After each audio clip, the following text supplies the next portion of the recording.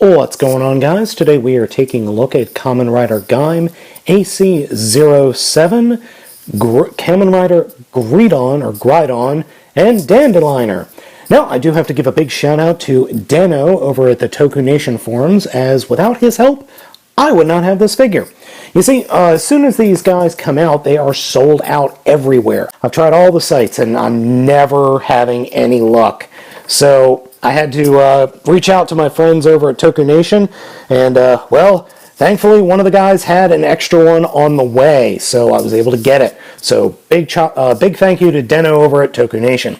So as we see here, we have the figure itself, his lock, or I should say his AC acorn, giant acorn, his weapon, which is the hammer, which is probably the most oddly shaped and useless weapon of any Kamen Rider, and the Dandelion.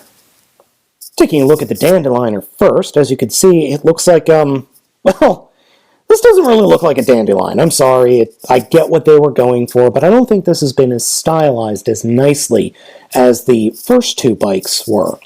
Now, as you can already see here, we can plug this into the Sengoku driver, which I unfortunately do not have, and it will make happy fun sounds. This does transform into a hover bike as opposed to a motorcycle. Start with, unplug the lock, take this part over here that's to the side of the dandelion, flip it up and snap it into place, and then that whole section will fold down like that.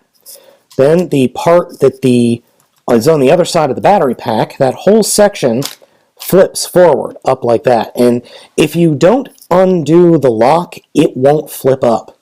And then we can open up the handlebars, and here we have the Dandelion. Oh, and don't forget to pull this part out. Gridon is in brown, silver, and gray, and he has a very, I guess, Roman-esque helmet scheme, but his body is exactly the same as Baron. As you can see, they are mold brothers. The only chief difference being, well, obviously the color and the head sculpt, but also the coloring, or I should say the painting here on the gauntlets and the upper thighs. Gridon does not have any accoutrements, while Baron does, as you can see. But, like I said, they are the same base figure. To apply the arms onto Gridon, we just drop it down, peg it, or snap it in, and then reach up to the top and split the acorn in half. Oh, it is a little bit difficult. And then bring them down, and there is actually a double hinge here on the side. So you have to kind of fold that up into the shoulder, flip the back part behind the head holding the helmet down, and then bring the chest piece down and slide the chest piece down on this little piece of plastic. That will fold up to form the chest. And here we have Gridon all AC'd out. I love the way Gridon looks. I love just the overall military aesthetic going on with this figure. And plus the AC figure for this guy is really nice. I'm just pleasantly surprised.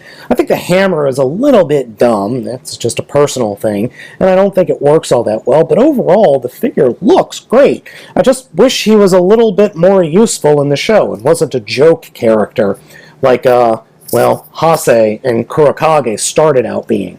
But he's still alive, so that's good. Overall, the figure, as I said, looks really nice, and I'm just really glad to have him in my collection, because, in all honesty, the muted color scheme just really is needed in this crazy collection. And now we get to see what Gridon looks like with all the other AC figures. Here we have Gaim, and it looks terrible. Then we've got Pineapple and Strawberry. Strawberry and Pineapple actually don't look too bad. I actually kind of dig him. Banana works the best. Banana looks fantastic on him. And the acorn on Baron doesn't look too bad. Oh, Grape, not very good at all. Though does look good on Ryujin. Ugh. Though Zangetsu is pulling off Acorn quite nicely. Oh dear God, both of these are terrible. Nope, just nope. And then we get into the legendary stuff, and no, just no on all of these. Big thank you to Deno over at Toku Nation for the pictures. As you can see, any of the AC figures, Gridon included, are able to easily be posed and sat on the Dandeliiner. Even if he's not really sitting, they are all able to wield the Dandeliiner with no real problems. I do, however, want to mention that if you forget to flip this section up, there's really no way you're going to be able to get the rider on the thing and look decent. Trust me, I've made that mistake. So overall, this set is really nifty. I really like the rider, I like the arms change, and I'm really glad that this kind of jokish rider came with another bike. So guys, I picked this up from, well, I got this from Deno off the Toku Nation forums, who got this from Mandarake or Mandrake? Mandrake.com. So if you guys can find it, I suggest picking it up. It is a fun set, and it looks great. Guys, I've been Spade of the Baltmatrix, and we'll catch you next time.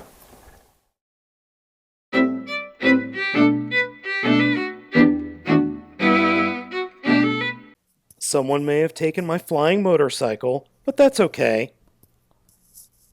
I got one hell of an upgrade.